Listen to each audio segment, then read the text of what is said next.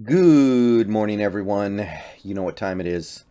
Time for another episode of How Much to Keep, where we go through our outgoing free agents and try to figure out what the market value might be to keep them around, what kind of contract they will get on the open market, and whether or not we think the Seahawks should match an offer of that approximate size to keep them around if it comes.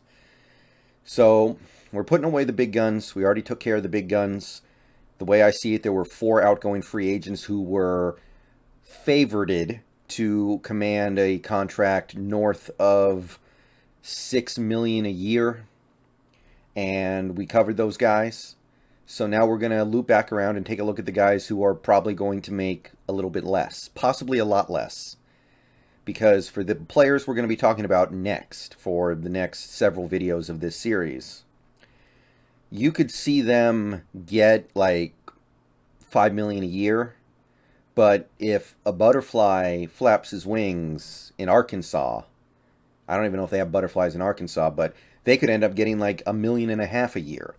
It's very delicate for these people. There's a lot of luck and fortune involved in them getting paid. So the next few players we're taking a look at here, we're going to try to guess the best that we can, but the reality is, for guys who are in the lower middle class of the NFL, you can easily slip through the cracks and end up as a minimum level or min plus level guy. All the money goes towards the top guys and the guys who are close-ish to the top. And then sometimes there's no money left for the guys who are beneath that, even though on a objective level they deserve more. So we're doing Rashaad Penny, and this is a fascinating one right here. This could go many different directions, and the issue we're going to have is that it's hard to find a good Rashaad Penny comp. It's really hard. How can you find another running back who looked like a complete bust through the first 3.5 years of his career, but did show efficiency the few times he actually played, and then he turned into the best running back in the league over the last, say, 6 games of the season at the end of his rookie deal? So, what do you compare that to? You don't see that often. Okay, we're talking about a guy who's about to turn 26. He was a first-round pick. He's clearly got talent. His career yards per carry average is 5.6. He led the league in yards per attempt this most recent season at 6.3. You guys have seen the stats. He led the league in long rushes along with Jonathan Taylor, who had 3 times more carries than him. But how does this work out? Where are we really? So, look, Rashaad Penny, first 2 years of his career, he didn't play that much, but when he played, he was actually fairly explosive and did some positive things. Tore his ACL, barely played in 2020. 2021 got off to a really bad start, but once he got going, he got going. And this has left us in a little bit of a weird situation where over the last couple months of the season, every week I was like, well, I would talk about Rashaad Penny. And I would say, like, well, if you can bring him back for a minimum deal, like veteran minimum, 1 year, 1 million, then I guess that's okay. And then with each week that went by, I found myself revisiting that and going, okay, well, maybe now it's like 1 year, 2 million. Well, maybe now it's like 2 years, 5 million. Maybe now we're getting to like 2 years, 6 million. Like, it kept going up. And now this is actually, it might not be easy to keep him. He had almost 800 yards from scrimmage in 2021, despite only playing in 10 games, despite several of his games coming when he basically didn't get the ball at all. He basically didn't play.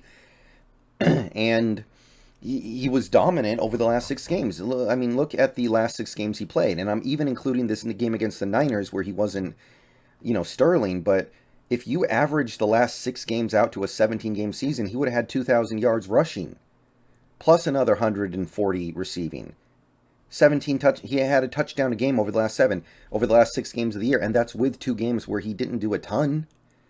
So, if you add in the fact that I do think that Rashaad Penny could be a good screen running back, which is something that we struggle to do, but maybe that can improve in 2022, then I don't know. There's something here. I just don't know what it is. And I don't know what we're going to have to pay to get to it, right? Because based off these last 6 games, based off his career yards per carry average, he's one of the best running backs in the league. He does have close to 1,800 career yards from scrimmage, which, I mean, there are running backs who go in the first round who don't even get to like 500 before they flail out of the league. But this is tough. Let's just start. Let's just start trying to figure this out. And we're just going to have to try to find the best comparison that we can here. It's not going to be easy. There's no obvious comp to a player who just kind of bobs around and gets hurt a lot and then suddenly catches on fire at the end. But here's what I'll say about Penny real quick before we move on. Most of his reputation as an injury-prone player does stem from the ACL tear that he had in 2019. There were some issues that he had health-wise that stemmed from that. So if you take that one massive freak injury out, it's not as bad as it looks.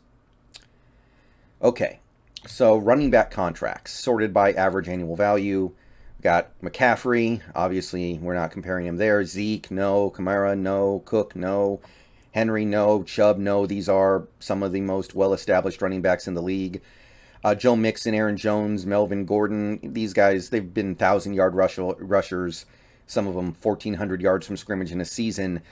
I know Penny's efficient, but he hasn't had a season like that can secure him that kind of bag. So we're skipping over those guys. Saquon Barkley has a rookie deal, so that doesn't mean anything to us. Nyheim Hines. Let's just start at Nyheim Hines, who after 2020 signed a deal that gave him just more than $6 million a year for 3 years. Nyheim Hines, if you take a look at what he did to earn that contract these first 3 years of his career, not a tremendous amount of production in the running game, but he was a dynamic threat as a receiver over these 3 years where he actually played every game. He had 170 catches, over 1,200 yards, 6 touchdowns receiving, so he was a great third down back, great receiving back. It's hard to draw a direct parallel between him and Penny, but in terms of production when healthy, there's probably a line to there you can probably draw a through line there. The obvious differences being that Hines was reliable and has played every game in his career and was productive all 3 years. So it's hard, but maybe in terms of the level of player, we're in the right ballpark here, because at the end of the day, teams are not going to pay a player based off what they have done. They're going to pay them off what they hope they will do.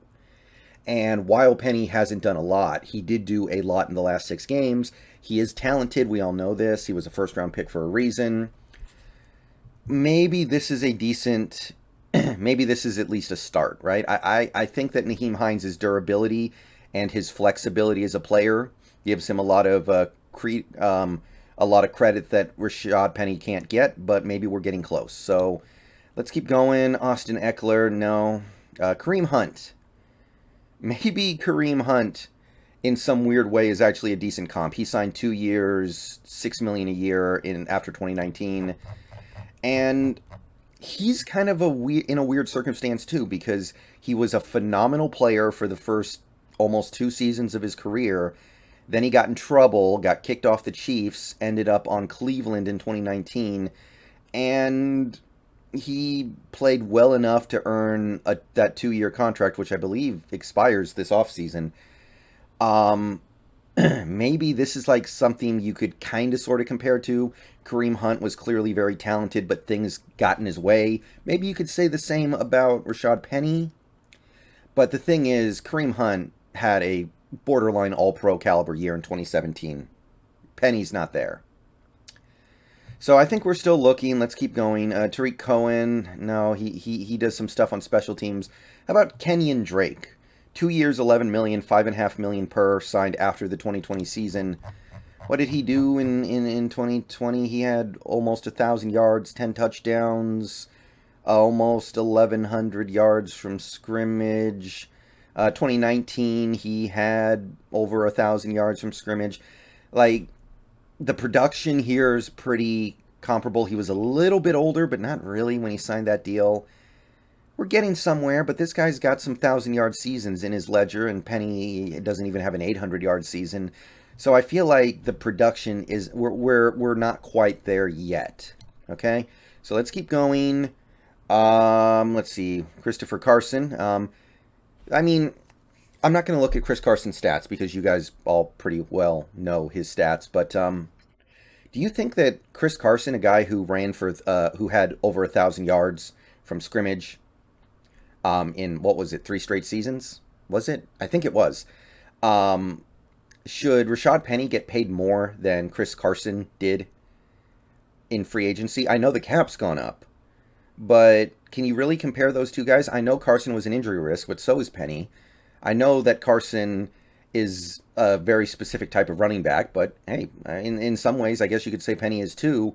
And at the end of the day, Carson was just way more productive. So I just can't quite get there. Let's keep going. Let's keep going. Okay, how about Gus Edwards? After 2020, he signed a 2-year, $9 million contract with the Ravens. What did he do in the first 2 seasons of his career to earn that? Okay. High efficiency, over 700 rushing yards per year. Not really much of a receiver, kind of like Penny. So maybe we found a little bit of something that we can use here. Maybe Gus Edwards is a decent comp. Very productive, not high usage, more durable than Penny. I would say that would probably be something you could point to say, maybe we have to give Edwards a little more credit than that. But maybe this is a decent place to round things out. But let's keep going. Jalen Richard, 2 years, $7 million, so $3.5 million per. Signed after 2019 with the Raiders. What did they do? What did he do? Basically a great receiving back, right? Had almost 70 catches in 2018. Had mostly does most of his damage out of the backfield as a receiver. He has 1 year where he has more receiving yards than, or more rushing yards than receiving yards. So maybe in terms of like perceived value, we're close, but I think you would take Penny over this guy in terms of value. Finally, let's take a look at one more guy. I'm going to skip over a few guys who I don't think are very good comps. Let's go to Jamal Williams, who signed with the Lions, 2 years, $3 million a year. What about Jamal Williams? Have we gone too far? I think the answer is probably yes. Jamal Williams, he grinded out 4 pretty respectable seasons as a backup running back in Green Bay. Had around 500 yards rushing each of these years, so he certainly was more productive. And he was also a pretty good receiver out of the backfield. But the pedigree's not there. I don't think the raw talent's there. The efficiency is definitely not there. So I think this is probably the point where you've gone a little too far. So what I'm getting at here is I think we're at about Gus Edwards. I think Gus Edwards would be the cleanest comp you could make. 2 years, $9 million. And Penny, look, the reputation precedes him a little bit. He is perceived as being extremely injury prone, which I don't know is totally fair, but it's not like that was fashioned out of whole cloth, right? Like Penny's been hurt a lot. He's missed a lot of games.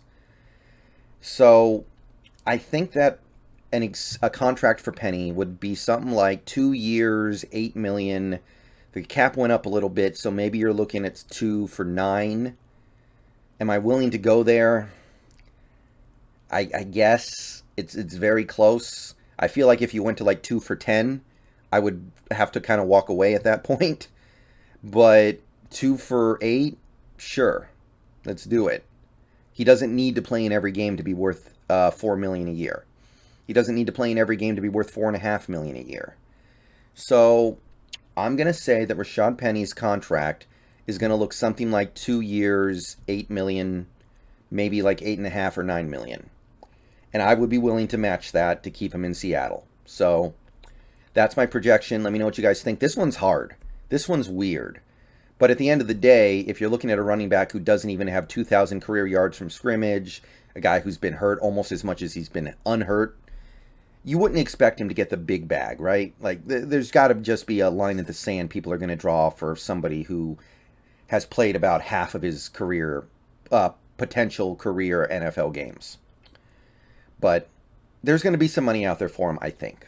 All right, see you guys later. Go Hawks. Let me know what you think down below. I did the best I could, but Penny didn't make it easy. That is a very interesting first 4 years in the NFL.